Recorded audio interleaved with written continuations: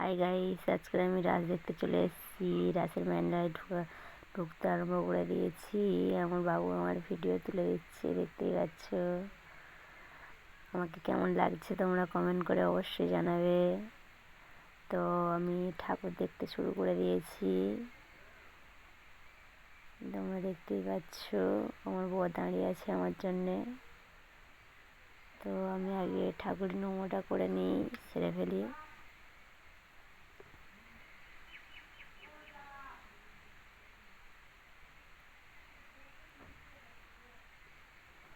রাধাকৃষ্ণ নমো করছি। খুব জাগ্রত ঠাকুর এটা।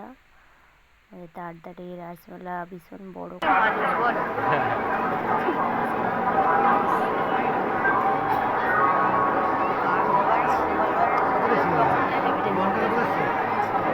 তখন এটা দেখায়নি, ওইটাও চলছে। তারপর মার বাবার ইয়ে হলো না, ওইটাও দেখেছি। ওখানে ঠ্যাক্কা লেগেছে, ওটাও দেখেছি।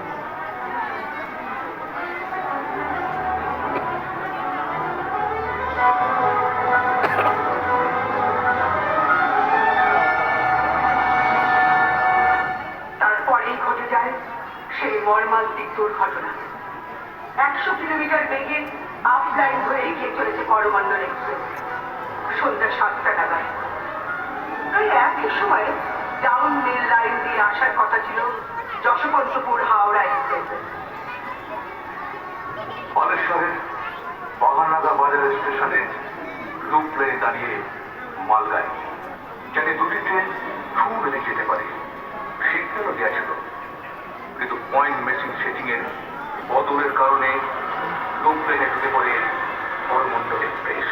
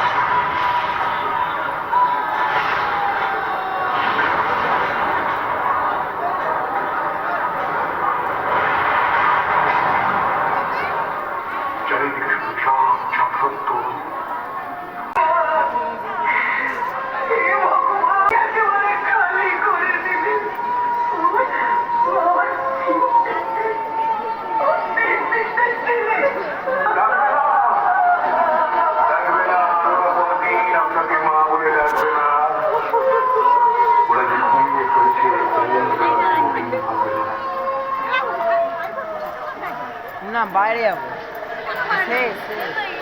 এখান থেকে এখন না, চলো চলো বাইরে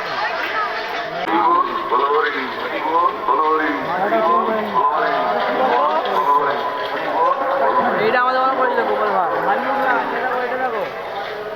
এই ভয়ঙ্কর রেল দুর্ঘটনা থাকতে হলো গোটা দেশ। গোপাল ভাই তারা যারা তাদের প্রিয়জনকে কই ওই চিরদিনের মতো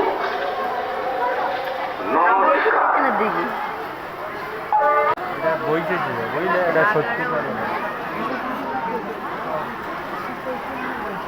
দেখবো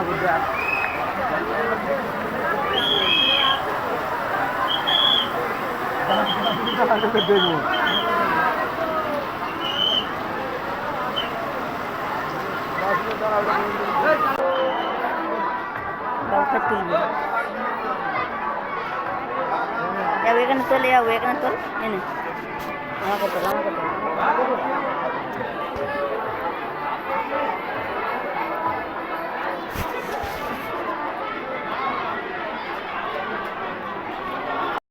তো আমার দেখা হয়ে গিয়েছে, আমি এবার বেরিয়ে যাচ্ছি প্যান্ডেল থেকে। তোমরা দেখতে পাচ্ছ আমার বর দাঁড়িয়ে আছে, আমরা পাপড়ি চাট খাবো বলে দাঁড়িয়ে আছি আমার বাবুর জন্যে। আমার খাওয়া হয়ে গেছে, আর একটা মাঠে রয়ে প্রচুর নারকোলতলা বসেছে, সেখানে এসেছি, নারকোলতলাগুলো দেখছি, বেশ ভালো লাগছে, খুবই আনন্দ হচ্ছে আমার।